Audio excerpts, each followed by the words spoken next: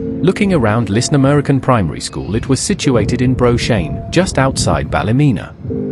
Enrollment peaked at 30 pupils before it closed its doors in 2006 due to dwindling numbers. Local celebrity, James Nesbitt, attended the school as a youngster. His father, James Jim Nesbitt, was the headmaster. The school comprised of 2 classrooms, a canteen, restrooms, and a small outbuilding. Liston American Primary School was a controlled rural primary school located in Brochane, County Antrim.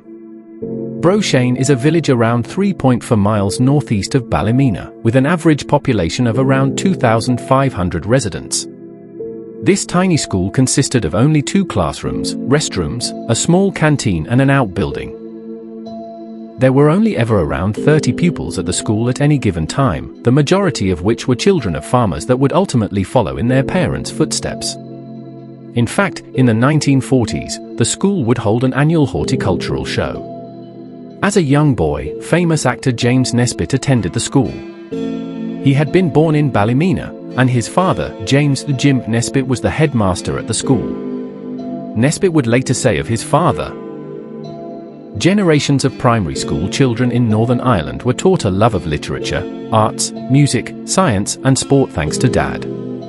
When Nesbitt was 11 years old, the family moved from Ballymena to Coleraine, County Londonderry. In 2003, Liston American Primary School was hit by somewhat of a scandal when thieves repeatedly broke into the school and stole their heating oil and some computer equipment. In a bid to counter the thefts, the school installed CCTV cameras worth £2,000. In 2006, the primary school closed for good.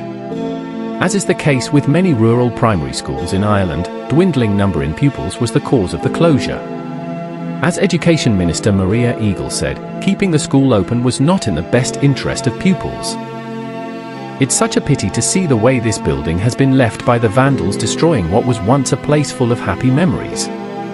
If anyone has any old pictures of this building, I would love to see them."